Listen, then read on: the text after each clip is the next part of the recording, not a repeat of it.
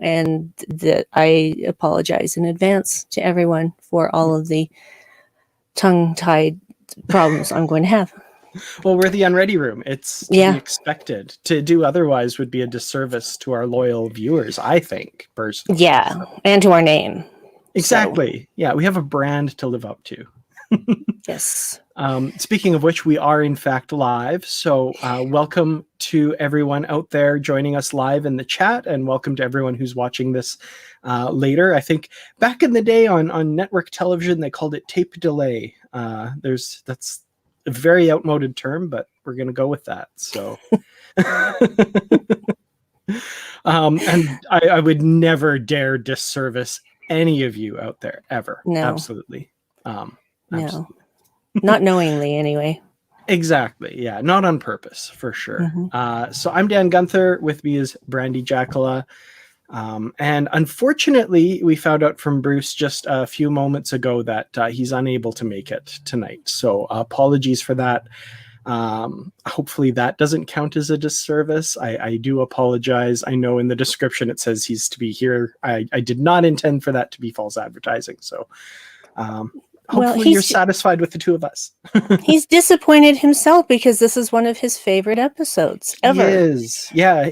And he wanted us to make sure to tell everyone that too, that this is one of his absolute favorite episodes. So yes, unfortunately, unable to make it. So, but we're here. So that's good. And welcome everyone. So The Visitor. Boy, oh boy, oh boy. Where to start with this episode? I rewatched it again tonight, and I'm 20 for 20 or whatever it is, however many times I've seen it, for it making me emotional. Especially this year, I've been noticing stuff that hasn't made me that emotional previously is doing so. I think mental health is probably factoring into that somehow. So I was kind of dreading this one. Not dreading, that's too strong, but I was worried about my reaction to this. And yeah, it was about on par with my reactions in the past. So it's yeah, it was an emotional one. How about you, Brandi? Well, yeah, I've got one tissue ready to go, but as everyone saw, I have the entire box on standby because I have learned from past experiences. I watched it this morning, and, it always makes me emotional. But I think this time I was even more emotional because in all those previous times I had watched it, I hadn't met Tony Todd. But now I have. And that actually changed the way I viewed the episode a little bit. I mean, not in a negative way, of course, in a very positive way. And just knowing some of what the actor is like intensified my emotions about his performance. So, yeah. Yeah, I've had that experience of meeting the actor as well, and I didn't think to do it. I never asked him about The Visitor.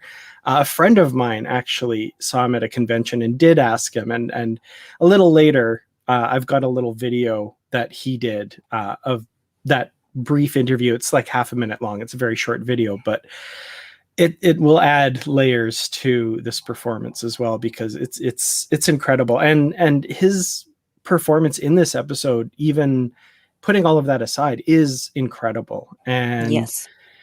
I just, every time I watch, I'm notice more, and I'm more moved by the performance, and especially learning personally what it meant for him being in that episode. Yeah. So, Marg, this caught my eye. Didn't Tony Todd play Worf's brother? Yes. Yeah. That is the range of this incredible actor. Absolutely. Yeah. He can pretty much do anything. So he can Yeah. play a bad guy. He can play a good guy. He can play a Klingon. He can play whatever you like. He's got a great range, and he's just a really magnificent person as well.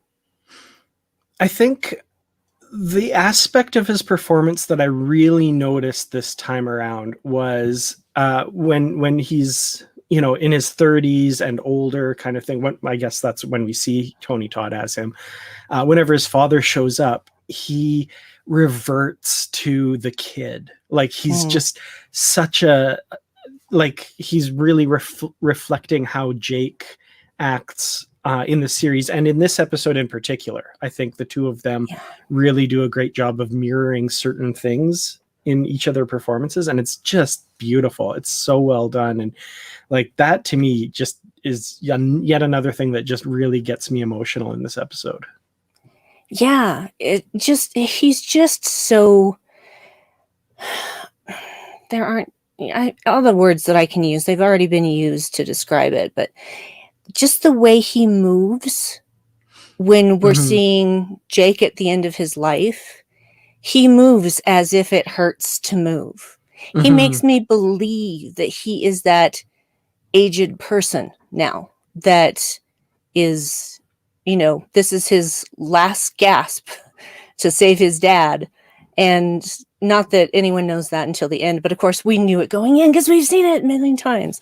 But yeah, just the way he moved, the way he spoke, the facial expressions, how he sat, just every little thing that you probably weren't really thinking about in your head contributed to the realism of this performance, made us believe, yes, this is old man Jake.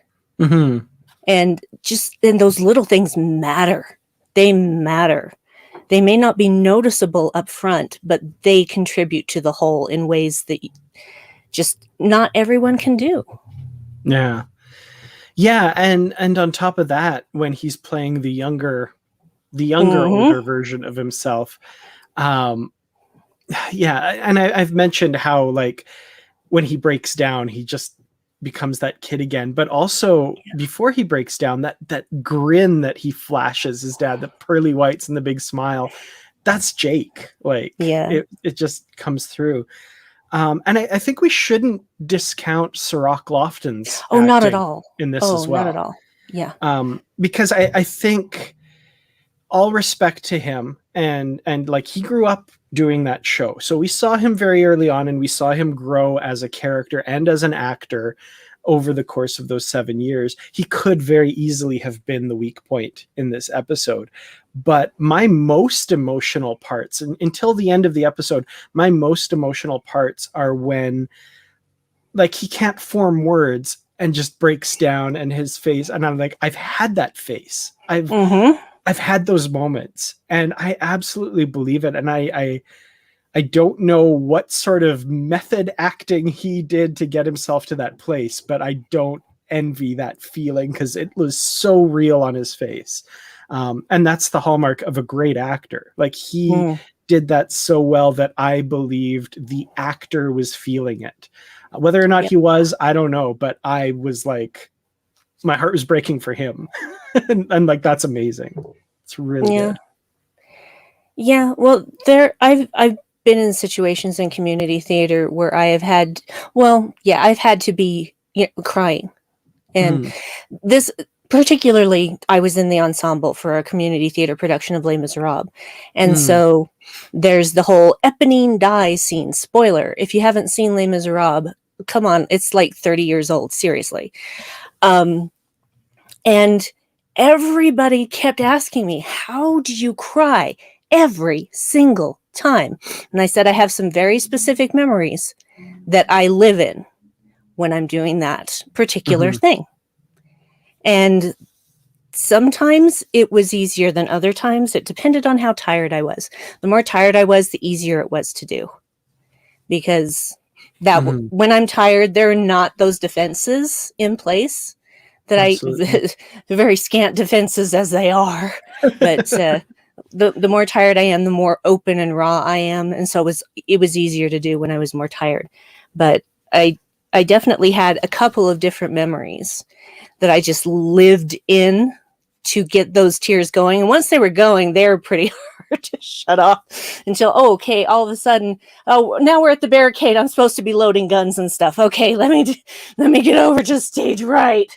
So yeah,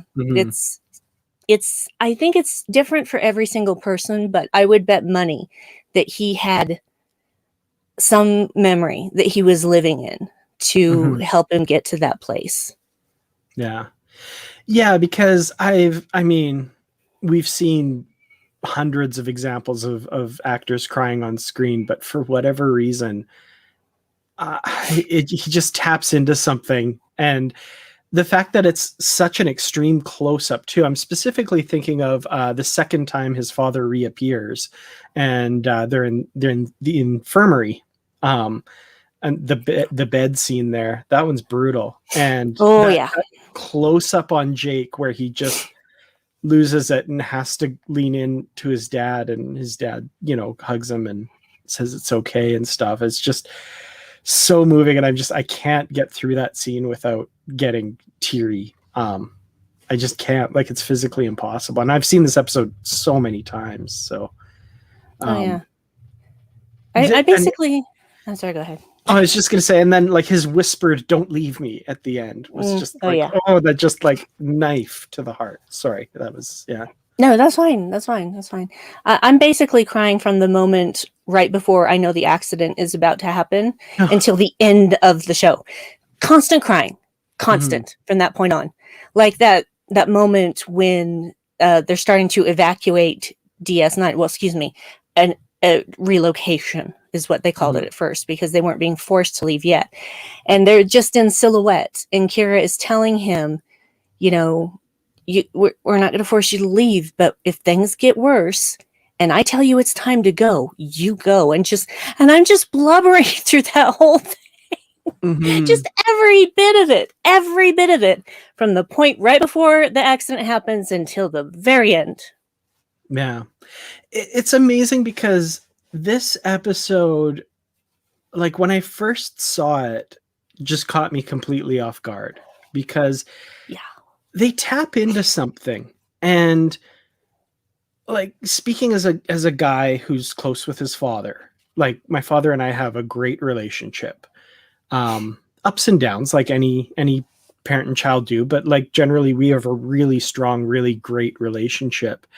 And this episode just tapped into something that I have never seen on any television show I've ever watched before. Maybe since, I don't know, maybe something's come close, but for whatever reason, I'm like, this type of relationship hasn't been explored in this way, at least in the media that I've seen, that I've been exposed to.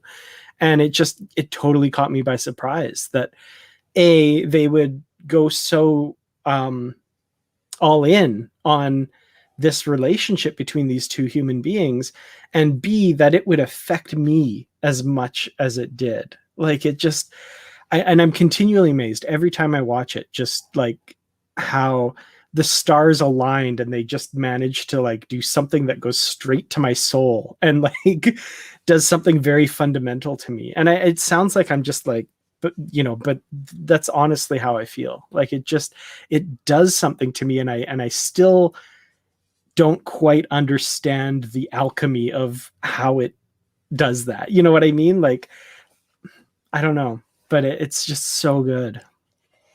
Yeah, see, I'm just going to be weepy through the whole thing. So everybody knew that was going to happen, so it's no surprise to anyone.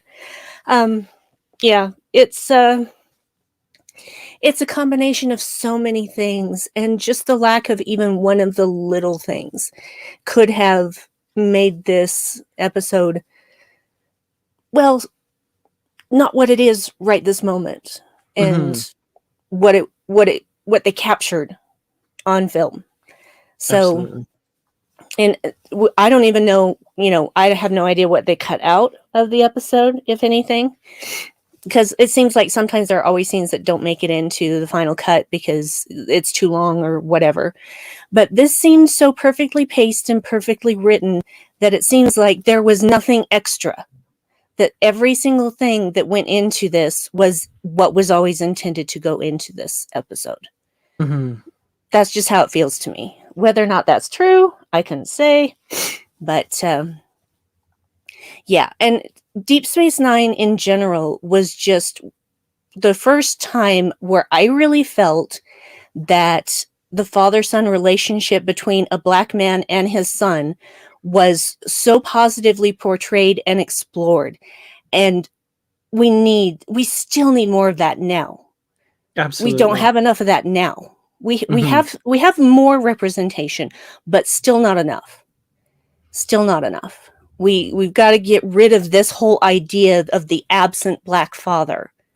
Mhm. And you know, but there's a whole other discussion around that, about the excessive amount of black men who are in prison for crimes that white people get probation for. Mhm. So yeah, Absolutely. I wish I had the story handy and I could look it up, but I don't want to use up our, me going like this and scrolling. But there's a university professor who was saying that he shows this episode every year to a class of his, which is I'm not sure what university. I think it's an historically black college. I can't remember, but shows this episode each year to his class, and talking about absent black fathers and that sort of thing, and how that's a big theme in this. And I don't want to talk too much about it because I don't know the entire story, and that's not my story to tell. But it is something that has been used to talk about some of those issues and to show a very positive relationship between a black father and a black son. And this episode's perfect. And the Jake Benjamin relationship as a whole is just something that, like, again, I keep kind of reiterating this point, but the whole thing is something that I've never really seen on television before then. Like a single father who kisses his son.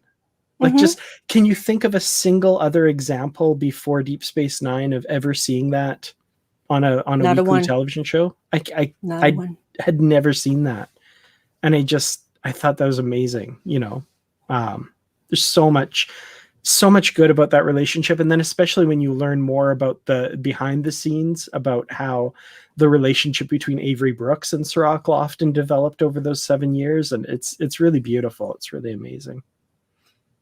It is. Yeah. It's emotional even just to talk about. So Yep. yeah.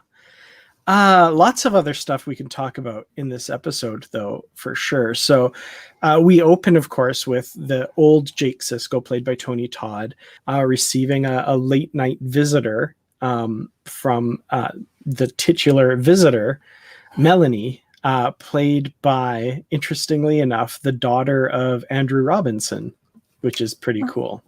I did not know that. Wow. I'm going to double check amazing. that now because, like, okay, so Rachel Robinson as Melanie, daughter of Andrew Robinson Garrick. Yeah. So I've always thought that was an interesting little thing. And I always look for like familial resemblance, and I'm like, maybe a little bit, but I mostly know Andrew Robinson as a Cardassian, so it's a little bit self-defeating.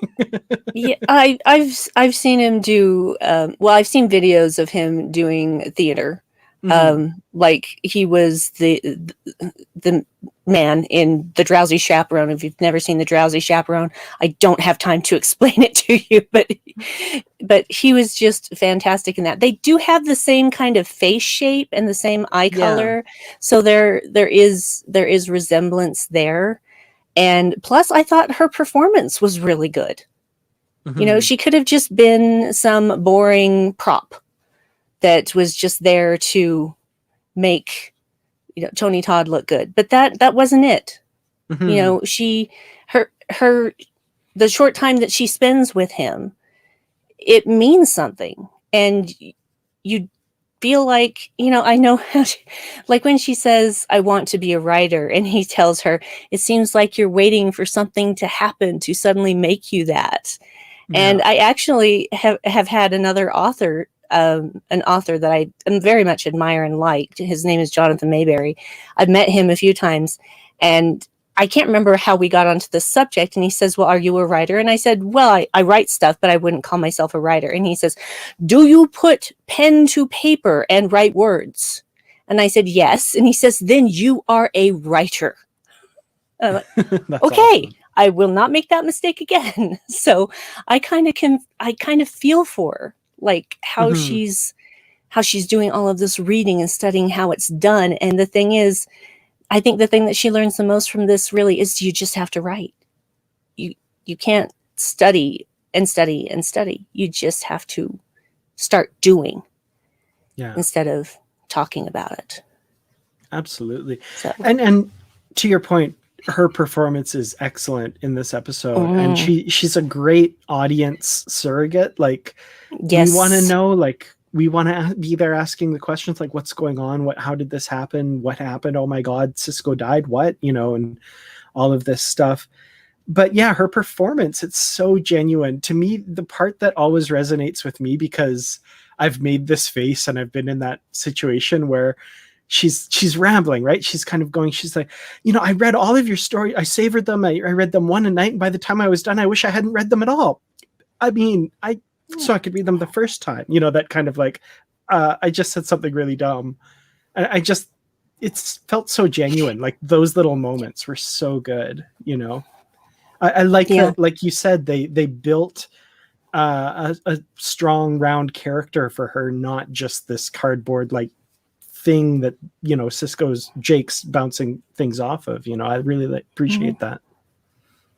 Yeah, to me it's like the difference between, like, in television, you capture your main footage and then you do the individual footage, like you doing it from behind this person so that you're on this character's face, and then you do it from the opposite direction. And any good actor will stay around and still do their lines with that person. But that's the difference between someone being there to feed you lines and someone being there to have that conversation. And she has this conversation. She's not just there to feed him lines. She is so much more than that. And for just being in one episode, I don't know what she went on to do with the rest of her life. I hope she continued acting, because I thought she was brilliant. Yeah, she's wonderful. I thought she did a terrific job. At first, where I thought you were going with that, where you were saying, I wonder what she went on to do with the rest of her life, I was thinking of Melanie. No, I was talking about the actor, but I also think about Melanie. I think Melanie probably just finally started writing. And she probably got published, and I'll bet she dedicated a book to Jake, but that reality doesn't exist anymore. I know, that's the past changed. I was thinking that too. I'm like, there's a bunch of things that, like, obviously with the benefit of 2020 hindsight and knowing how the rest of Deep Space Nine turns out, if you examine this episode too closely, it's like, okay, so if Sisko's out of the picture, the Dominion War never happens. Jadzia doesn't die at an early age, but obviously, of course, that stuff just hadn't been written yet. So, but it's kind of... she never married Worf either, apparently. Apparently, yeah. The implications are a little troublesome if you think too hard about it. So, don't. But that's the thing, though, because of that one situation with Sisko being gone, because he was a catalyst for so many things throughout the series, that it would make sense that all of these events would play out differently. So absolutely. But with him being there, now we have a different history, which is the on-screen canon that we have after Sisko returns to his present. So yeah. And whatever butterfly effect made them redesign the uniforms into those snazzy First Contact ones, but we didn't get that this time around. No, we sure didn't. That said, Nog looks really good in that, like, TNG commander's uniform. That also made me really emotional seeing Nog again. Just was very hard. Yeah. Well, let's talk a little bit about Nog then, because I think he's a big part of this episode. Yes. And Aaron Eisenberg's character of Nog, like, I always appreciated... Thinking back to when I first watched Deep Space Nine, I think he was the annoying kid for the first few seasons that I didn't really like. And then by the end, you're just so in love with this character. Now, every time I rewatch, like, anytime he's on, even in those early days, I'm just like, you see so much potential in this person, which I think is just a wonderful lesson in and of itself, to not dismiss someone because of X, Y, or Z, Canadian Z. Sorry. There you go. That's okay. Zed works. Yeah. But yeah, Aaron Eisenberg in this, getting to see him as a captain as well is just such a great thing, and he wears it really well. It Yes. works. Like, I absolutely believed, you know, he was commanding the Defiant on this mission to go save Cisco and stuff. So Yeah. Yes, indeed. What I was going to say something and it totally left my head. Sorry. No, it's okay. Okay, yeah, I remember now what I was going to say. Yeah, at first I thought Nog seems like he's going to be trouble, but the funny thing is that the relationship between Rom and Nog actually kind of mirrors the relationship between Jake and Benjamin. Because Rom is that kind of dad that is doing his own thing. He doesn't care about being a real Ferengi. He doesn't really care that much about profit. He wants to be an engineer. And that's not something that Ferengi do. Yeah. And so he, you know, once you get past like those early handful of episodes where things weren't quite in place yet, where Rom was concerned, and the character did change quite a bit, which I think was to its credit.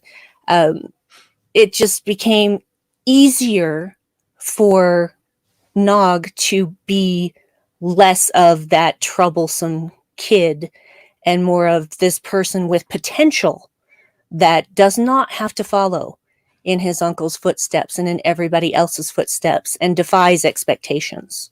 One thing I really love about their story, Nog and Rom in particular, is it's kind of almost Nog that Rom learns that from. Like, because, you know, Nog says, I don't want to be like my father. He's tried his whole life to grasp at profit. And what has it gotten him? Nothing. I want to join Starfleet. And it's a season later that Rom kind of realizes that, like, wow, my son is so brave and he did this thing, and I can do it too. And he becomes an engineer in the Bajoran. That whole story, like, I could just do a whole thing all about that. Oh yeah. So good. Wellington, thank you so much. And great question here. Do you think this episode really happened like in some enclosed time loop? Or do you think that the events never happened because Ben returned to the time he left?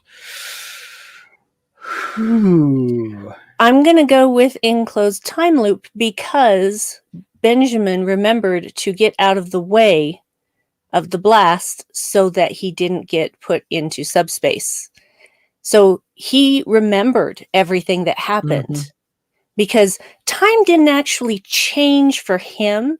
To him, this entire situation lasted maybe a few minutes. Yeah. But in those few minutes, he saw Jake at all these different points in his life. So he's returning. He's being untethered with Jake's death and is put back to where he was. But he still retained the knowledge of everything that happened. So that's what I think of. I think that in another timeline, yes, all of these things did happen. And that's the whole fun thing about quantum physics. Yeah, I would vote for the enclosed time loop thing as well, for exactly the reasons you said. And that was something I did want to talk about, was the fact that Cisco remembers all of this and saw this all play out before his eyes in those, you know, however many minutes that he existed back in the real world. And that 1,000-yard stare at the end that makes Jake ask, "You okay, Dad?" It's just like, imagine what and he looks over at his son, who he remembers has sacrificed his entire life to bring him back to this moment for him. And as he says, for the boy I was, you know, causing him in that moment, like, I don't know, to like, not that he would have to because he's already so dedicated, but to like rededicate his life to making sure Jake's okay. And like, oh, it's just, that's another moment. Like, when the Defiant flies by and the executive producers thing comes up and it fades to black, I start a whole new round of tears there. Like, it just, like, it all comes out at that moment as well. So yep, it was a good 10 minutes before I was able to like blow my nose 50 million times and discard the 4 tissues I'd used into the garbage and get up and go get a drink to rehydrate. And I watched it alone. Dave was not watching it with me because it's easier for me to watch something like this alone, because then I feel completely free to just feel all my feelings, and my feelings are super intense about this episode. So there was blubbering, there was sobbing, and there was the what I'm doing right now. There was a lot of this too, but yeah, it took me a good 10 minutes after I was done with the episode, watching the episode, before I felt like I could actually go out and face another person without bursting into tears again. It takes its toll. Like this episode, it's a bit of a, this again sounds bad, it's a bit of a chore to watch. Not what I mean. Yeah, you have to like carve out a 2-hour block because you're not going to be okay. Yep. For sure. But so good. Like they really accomplished something amazing with this episode. And interestingly enough, like up to this point, all of the Star Trek I'd watched to this point, I had never made me cry. Like going back now at an older perspective, there are moments in Star Trek that I'm like, oh, that didn't affect me as much because I was a kid. Now, oh wow, it makes me cry. But this was the first time that like watching Star Trek first run, it made me cry. And there's another episode later in the season that does the same thing. Like, I don't know, DS9 season 4 just like was firing all thrusters for that. Really hard was. time, the O'Brien getting 30 years of prison implanted in his brain. Oh, that was so hard. It's so hard. That's the other one. So hard. That's the one that makes me bawl. Ooh, so yeah. Wow. And I can pinpoint the exact moment that it does it too. For me, it's just, pretty much most of the episodes. So Yeah. once I get going, because I feel feelings all the time. There is no off switch. There's no defense. It'll happen to me whether I want it to or not. So I just kind of embrace it and let it go and just feel my feelings. And that's okay. Absolutely. No, for sure. That's that's the way to go. It's genuine. It's none of this macho BS. Right. Next tissue. Oops. Hit my pop filter. It's the nose that's the worst part for me. The drippy nose is what I hate the most. It's gross. Mm-hmm. It's not bubbles. It's all good. You're in a safe space. I know. I feel safe and protected and loved, and I appreciate all of you guys. So. Aw, absolutely. Wow. So what else? What do we want to talk about else with regards to this episode? I've kind of not been wanting to go through it like linearly because we've all watched it, right? So yeah, I like this kind of more freeform discussion. Agreed. I love how easily Tony Todd can cry. Mm-hmm. And I found him to be a very emotional person. Because when I met him, we were just talking about weird things. Like he was telling me a story, I may have told the story before, about how he had been away filming for something, and this cat that he'd loved and had for so many years was not doing well, and he wanted to make it back home before that cat passed away, so they'd get a chance to say goodbye. And he didn't make it back before the cat died. And see, I'm getting emotional while telling the story, and he's telling this story to me, and we're like both getting emotional. Oh man. And I'm just like, I'm in the middle of a convention center with 100,000 people, but I don't know that any of them are around because I am so focused on this cat story and this man who's telling it. And he's like I said, he's a magnificent human as well as magnificent actor. And I think that because of just that story he told me about his cat, I think it shows how this deep well of emotion that he has to pull from to make this performance so convincing. Mm-hmm. And I love that this is one of the first times that I can think of in 90s television where it's okay for men to cry, where it's not a demasculinization of it. Is that even a word? It is now. It is now. Yes, I have coined it. Demasculinization. It's it's that's boys are taught boys don't cry. That's BS. That is Mhm. BS. Everybody cries. And crying is not a girly thing. Crying is not a feminine thing. Crying is something that humans do. And they just let that ride in this episode. These days, it's gotten easier. Like, turn on any CW superhero show, there's going to be a guy crying at some point. And I love it. I Mhm. love that that is something that people feel comfortable showing now, because it's great when men cry. I actually get more emotional when men cry. So, because it's, again, breaking the stereotype of boys don't cry, which is, again, utter BS.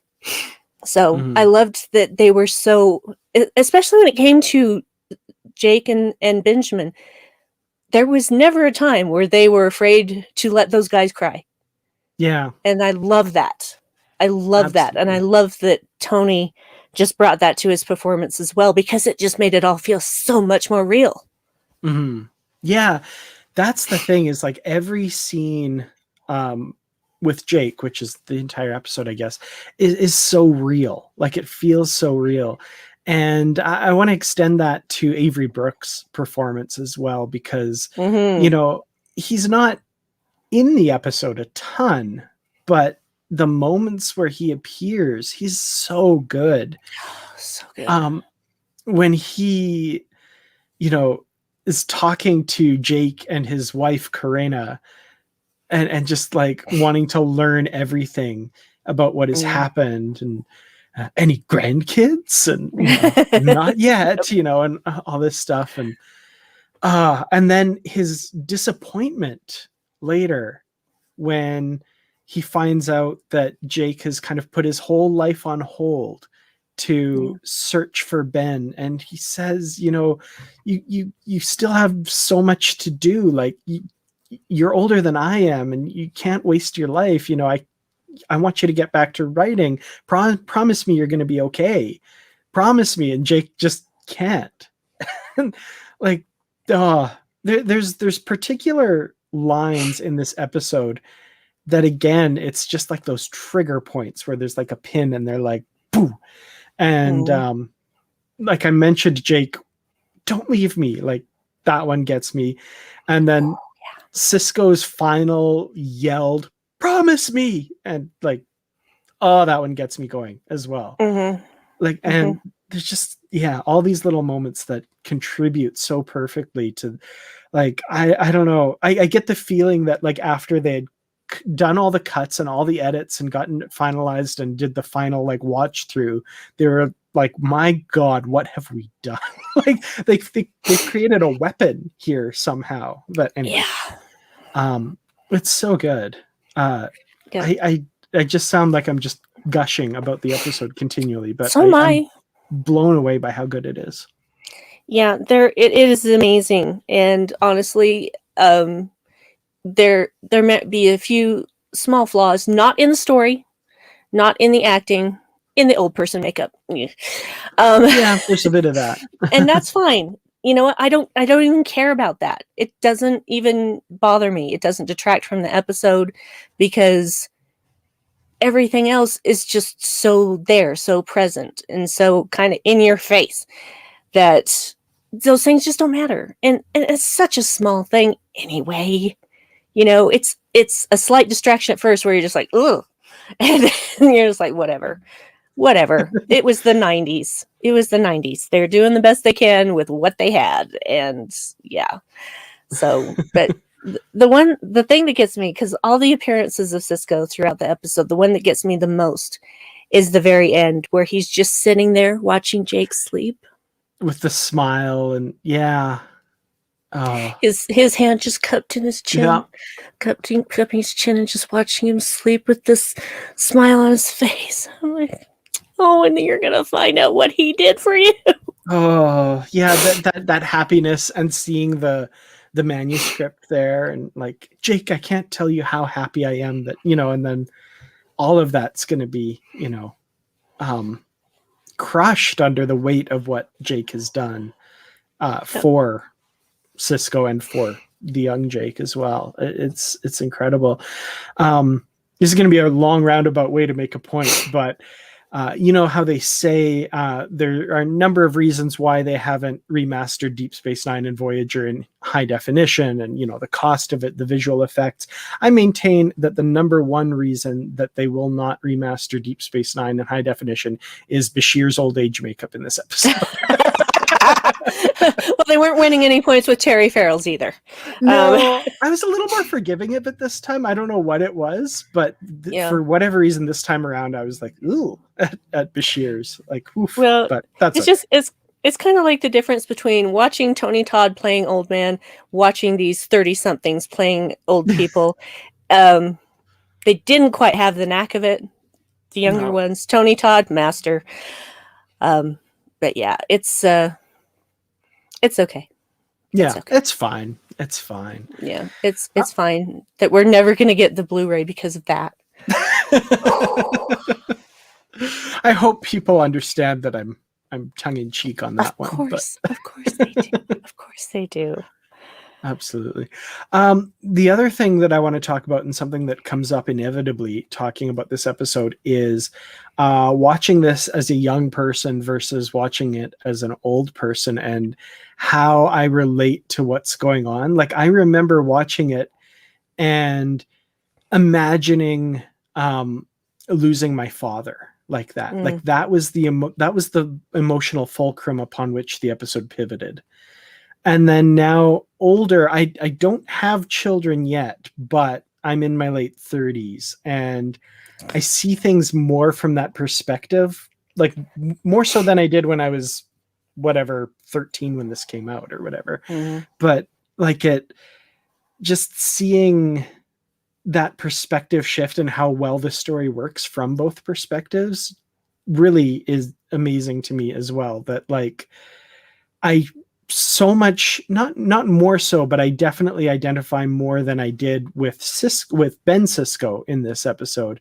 And that look he gives Jake at the end, realizing that, like, my child has sacrificed everything for me. I have to make sure that he's okay. I have to sacrifice everything for him. And I'm like, I feel that, I don't have firsthand experience with that, but my peers and the age I am now, that side of it is more prevalent now. And it's amazing how watching the episode now is such a different experience, but still brings up the same emotions. It's pretty incredible. Give it another 10 years and then you'll know how I feel. You're in your late 30s. I'm in my late 40s. And the older I get, the more things affect me. And that's fine. That's because at every point in your life, you have a different set of experiences that you've been through. And the older you get, the more experiences you've had. And so that's the beauty of Trek, really, because, again, it's one of those things that you can come back to. It's something you've seen 50 times, but 10 years later, you get something completely different out of it. That's just good storytelling. Absolutely. So, but yeah, I lost my father in 2005, so it does hit some of those points. Absolutely. Me. Yeah. And I mean, there's that, what people say, that, like, we're literally not the same people we were when we were younger. We're two different people. Yeah. This one podcaster I listened to put it perfectly. He said, like, he and his wife, just the way they kind of view it, they're like, they never got married. 2 kids 15 years ago got married, and that's why they live together now. And that sounds cold, but it's actually kind of sweet the way he puts it. And it's like, that kind of makes sense. Like, we never got married. Those 2 kids years ago got married, but we live together now because of them. And boy, I sure have them to thank. That's awesome. That's kind of cool. And yeah, I really feel like I'm a completely different person watching this, 20 years later than I was before. So yeah, same. Yeah. I'm a different person than I was just 5 years ago, which was the last Yeah. time I watched this. So Definitely. Yeah, and I mean, like, we as a society, the experiences we've gone through in the last year, like, we're all growing up pretty fast, getting new experiences and becoming new people pretty quickly. So that's informing all of that as well. Yes. So yeah, I think this might be a good time just to put on that video that I was telling you about. It's very short, but let me see if I can. Okay, so yeah, I hope this works. Did you know when filming that it was going to be such an emotional episode? Yeah, the woman who raised me had passed away, right? And I didn't work for 3 months, and I got the script, and it was like she had reached down and she shook me out of my solace and said, "Get up, it's time. This is your gift calling. Get up and do this." And it just felt like she was with me the entire time I was shooting it. So it was a true channeling experience that I've never felt since or before.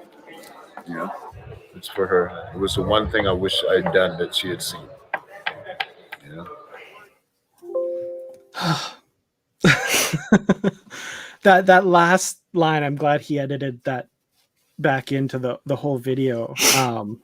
And it's just like to know that it meant so much to him to be playing that, and what was going through his mind while he was playing that role. It just really affects me. So like that just adds a whole nother layer to the performance that I'm thinking of as I'm watching him on screen. So Yep. thanks to Jimber Jam Studios and my friend for filming that. So yeah. Is there anything we haven't talked about yet that you'd like to bring up? And this question goes to the chat as well, for sure. Yeah. The memorial scene where after Sisko has disappeared, Benjamin Sisko has disappeared, and they have this memorial on Deep Space Nine, and you know his friends and crewmates get up and say something about him, and Jake can't do it. Jake can't do it, and I know what that feels like.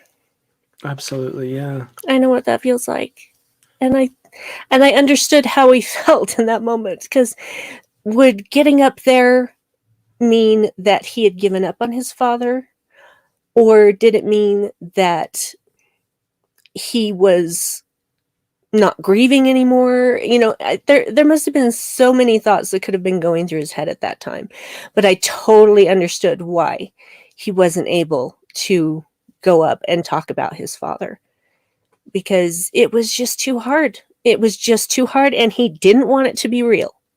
He did not want it to be real. And getting up there and talking about him like he was dead would make it real. And he wasn't ready to do that. Absolutely. Very, very close to that period of time in the episode. Something that you had talked about earlier that I just remembered that I wanted to mention. You're talking about how the old Jake Sisko, the way he moves, it looks like it's so painful, and he's just, you know, it hurts to walk and stuff. There's a moment early in the episode, and there's two scenes with Jake, young Jake, in the corridor. It's the second one where he's not with Nog and he's walking, and I'd love to know the direction he got in that scene, because he was moving very similarly to how Tony Todd moves later in the episode, where not so much that it's painful to walk, but that like it's kind of directionless and just kind of like doesn't really know what to do with his hands. He's just kind of like drifting through his life is the phrase that went through my head as I was watching it. And the nonverbal acting that Sirach Lofton does in that moment. And it's when he goes around the corner and there's the flash and his father appears for the first time. Yep. That's actually it's the second time. That's the second time. You're right. I realized as I was thinking, it's that scene there, and it's just so good. It's so subtle, and it's again something that I hadn't noticed before, because you know you're not meant to notice it. You're just supposed to be there with Jake and experience it. But I've seen this so many times that like I'm analyzing every little thing, and the way he walks there is just so good. I would love to have been a fly on the wall for the shooting of any random scene in this episode. Just for David Livingston was the director, what the direction he was giving the actors in this. So Yeah. Yeah. So Wellington says, could you talk briefly about self-sacrifice in Trek, the good like this ep and the problematic stuff? Interesting. Okay. Yeah, I mean, it's funny because Bruce and I actually were all set to record Positively Trek this morning. I had microphone issues, so we're going to try again tomorrow. But the issue of self-sacrifice came up, so that's kind of funny that's coming up as well, because that was before we'd watched this episode, but because I watched it today. But yeah, I don't know. Do you have any thoughts on self-sacrifice in Trek? It's just I'm noticing the I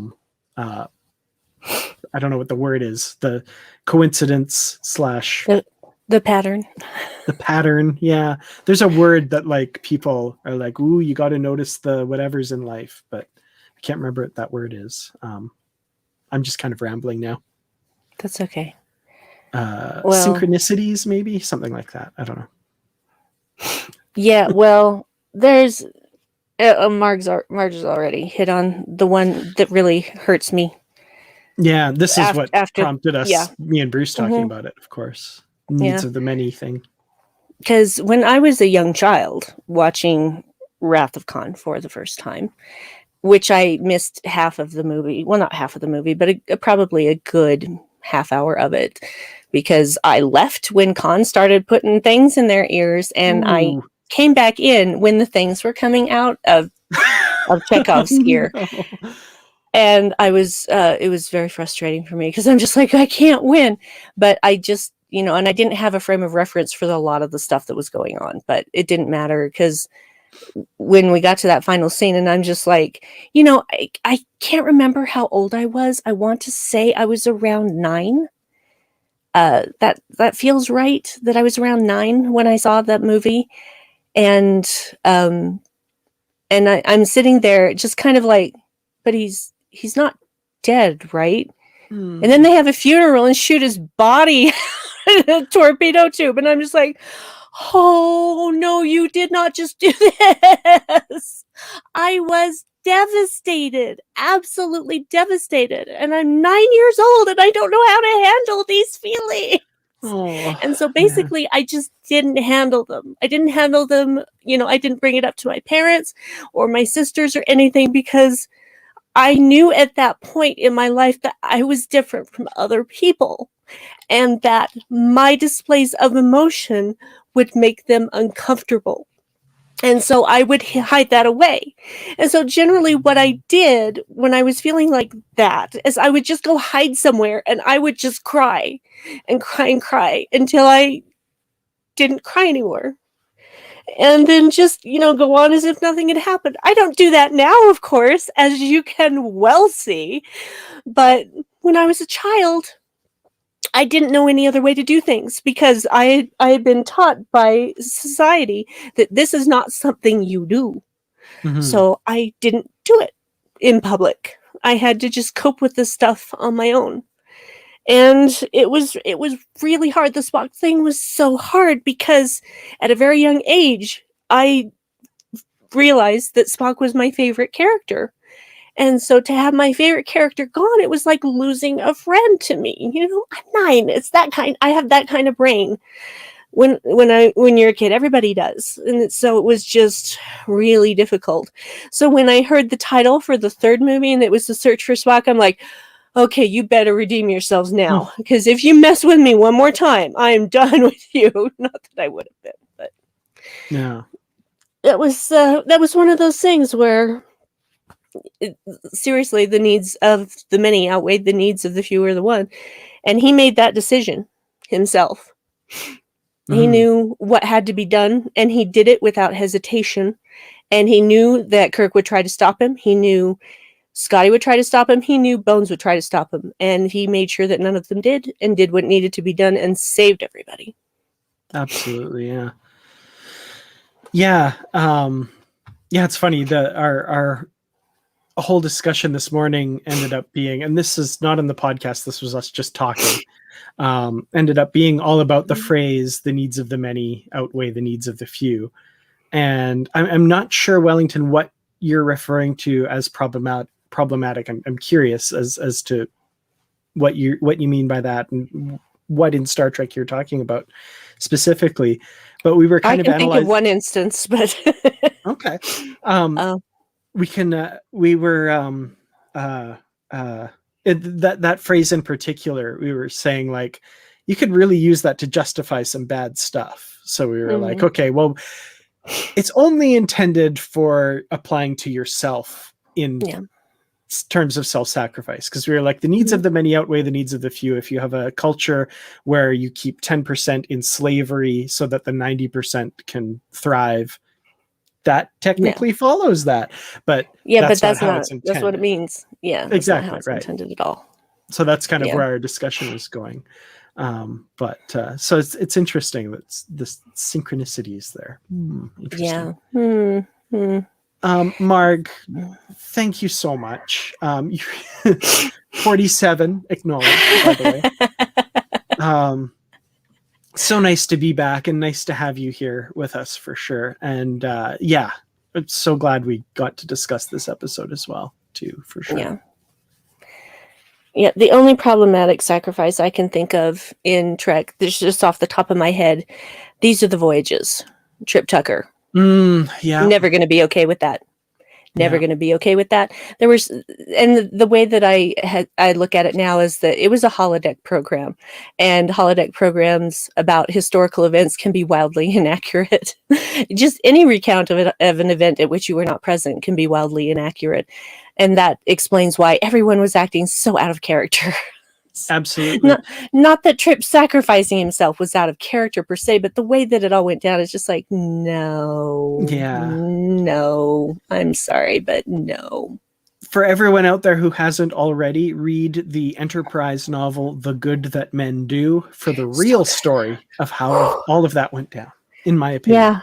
Not canon, but it's in my head continuity. It's my head canon now. Absolutely in my head canon now. So there. Oops, there we go. So Wellington, I remember an alien in TNG accused of the R word who flew into the sun because of the accusation in TNG. I can't remember that, which is I don't remember it either. I remember. I'm thinking of Voyager retrospect episode. It's kind of reminding me of that a bit. What am I missing? Oh my goodness, that's not good. I can't remember something. But anyway, let us know the episode name, Wellington, because I'm curious. Yeah, because maybe I just blanked it out. Yeah. So, which I tend to do in things that have trauma, sexual abuse trauma associated with it. Yeah. So, yeah. So anything else with regards to the Visitor? I think, I don't know if we're rating anything. I think it would probably be 8 out of 5 whatevers for me. So I would say 10 out of 5, but okay. 8 out of 5 is fine. It's beautiful. It's beautiful from start to finish. It's so well paced, well filmed, well acted, well written. Just feels so real and purposeful. I really don't have anything bad to say about it. It's one of the greatest episodes of Trek that has ever been made. Here. Absolutely. I agree 100%. So I'm going to give it 8 out of 10. 8 out of 10. Sorry. What was it? 8 out of 5. Sorry.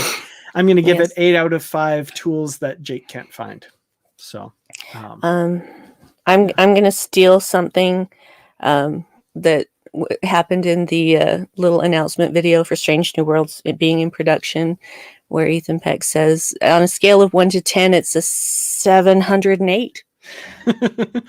I saw somebody comment on that he should have said 1701, but that's okay. You know what? Just let it go. Just let the guy have his thing, okay? You know, he was riffing. Just let it be. People got to criticize every little thing. Absolutely.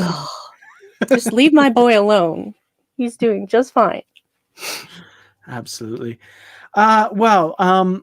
So I'm going to say I'm not available next weekend, I don't think, as it stands right now. But in 2 weeks, I think we should bring back the Unready Room and talk about an episode or film in the Star Trek universe.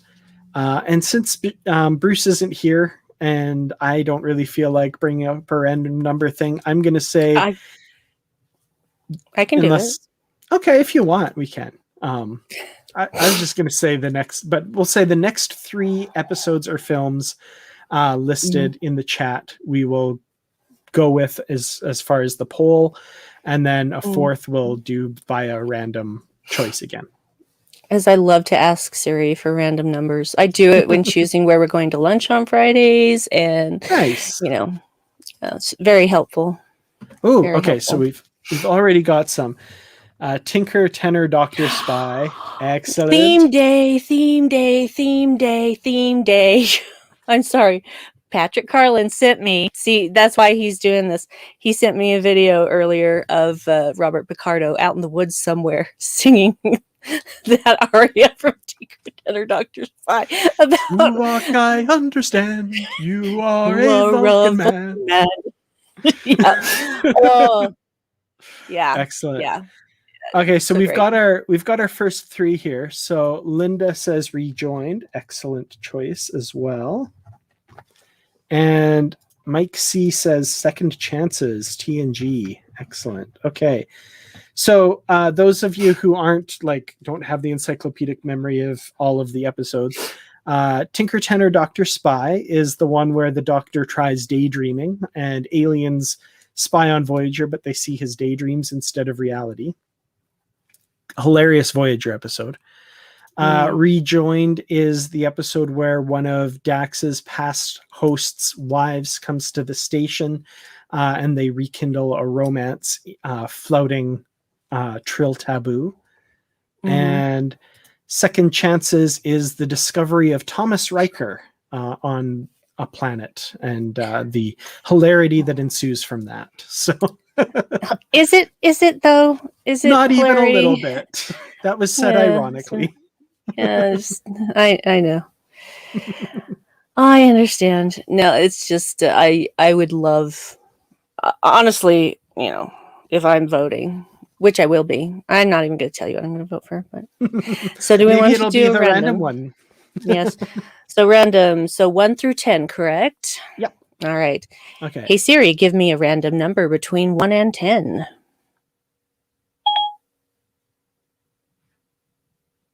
Thinking about it really hard. A random number between 1 and 10 is 5. 5. So it would be okay. So TOS, TAS, TNG, DS9, Voyager, I guess. Okay. I'm used to thinking of the 5th series as Enterprise because I keep forgetting to put animated in there. Yep. Shame. Hey Siri, give me a random number between 1 and 7. A random number between 1 and 7 is 3. Oh, wow. I'm in season 3 rewatching right now. Interesting. How many there episodes? Should be 26, but I'll double check. Yep, 26.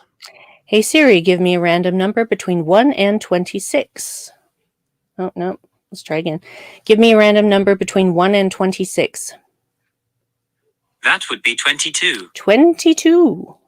Okay, so the 22nd episode of Voyager's 3rd season is Real Life. That is the episode where the Doctor creates a family on the holodeck. Oh, yeah.